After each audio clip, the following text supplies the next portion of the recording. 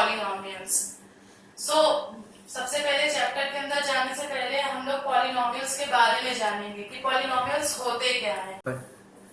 A polynomial is an expression consisting of variables and coefficient that involves only the addition, subtraction, multiplication and non-negative integer exponential of variables.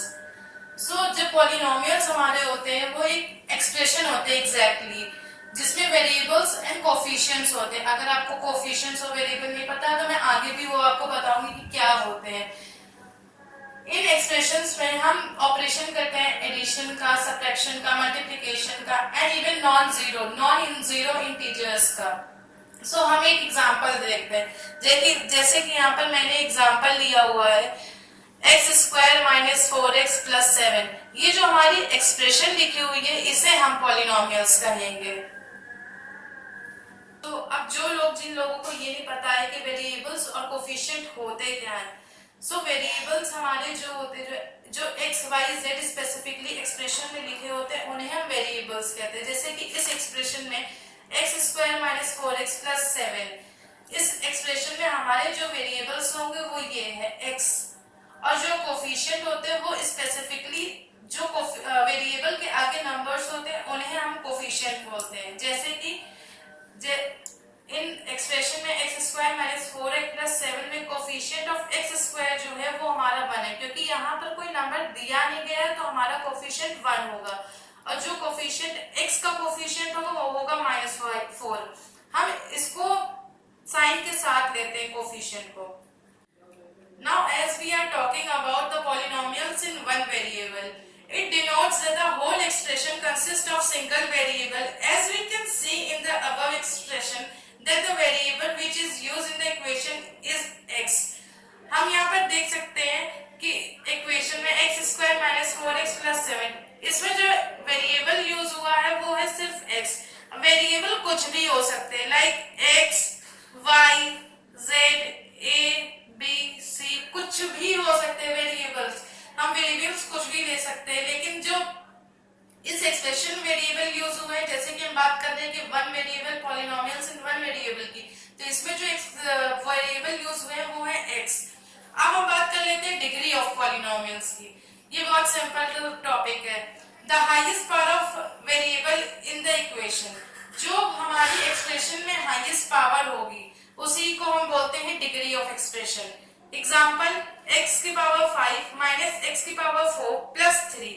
यहाँ जो degree होगी polynomial की वो highest power मतलब x⁵ highest 5 जो degree होगी वो होगी 5। अब सेकेंड एग्जाम्पल लेते हैं 2। इसमें तो x है ही नहीं, इसमें तो वेरिएबल ही नहीं है, बट हम जानते हैं कि x⁵ 0 = 1 होता है। अगर हम 2 के साथ x⁵ 0 लिख लेते हैं, द डिग्री अब 2x⁵ 0 में जो x की पावर है वो है 0, तो यहाँ पर डिग्री ऑफ पॉलिनोमियल हमारी क्या हो जाएगी? 0।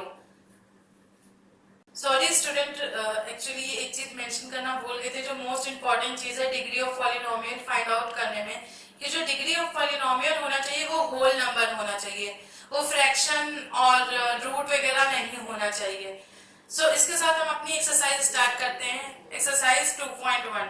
जो हमारा पहला क्वेश्चन है वो है which of the following expression of polynomial is one variable and which are not, state reason for your answer. तो हमें इन एक्सप्रेशन की जो 5 एक्सप्रेशंस दिए हैं इसमें हमें ये बताना है कि इसमें से कौन सा पॉलिनोमियल इन वन वेरिएबल है और कौन सा नहीं है, और जो नहीं है उनका हमें रीजन देना है। अगर हम पहले पॉलिनोमियल को लेते हैं तो हम देखते हैं कि हमारी एक्सप्रेशन है 2x² - 3x + 7। इसमें हम देख सकते हैं जो हमारी, इसको हम रीराइट ऐसे कर सकते हैं 4x² - 3x⁴ + 7।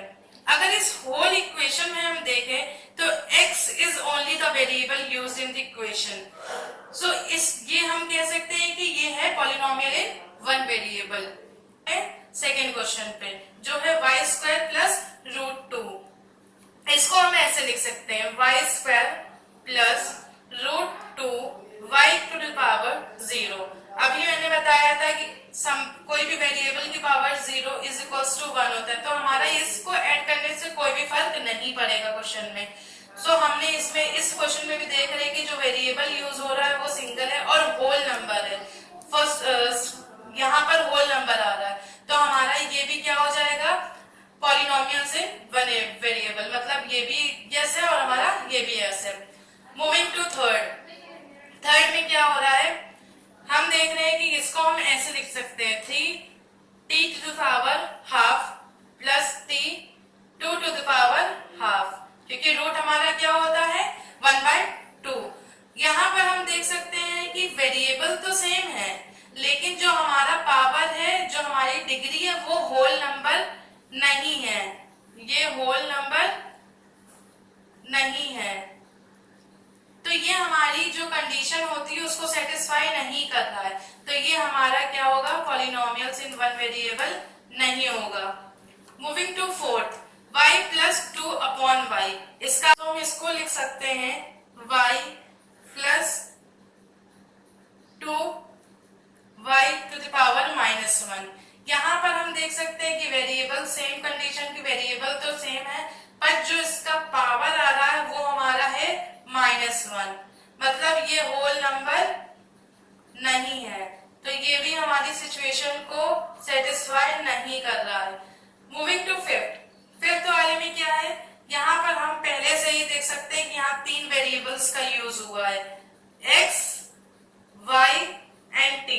तो यहाँ पर तो वेरिएबल एक होने का सवाल ही नहीं होता है, तो यहाँ पर हमारा ये भी हमारा पॉलिनोमियल्स इन वन वेरिएबल नहीं होगा।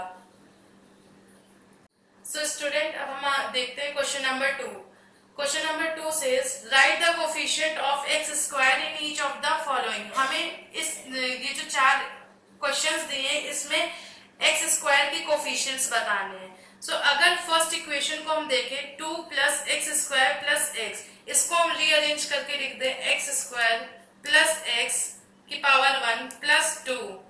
इसमें एक्स स्क्वायर की कोफिशिएंट के बारे में बताना है, तो यहाँ पर हम देख सकते हैं कि यहाँ पर एक्स स्क्वायर के पास कोई भी कोफिशिएंट नहीं है, तो अल्टीमेटली एक्स स्क्वायर का कोफिशिएंट इसमें हो जाएगा 1। Moving to second question is 2 minus x square plus x. Again इसको भी रीअरेंज करके लिख दे, विद साइन हमें लिखना है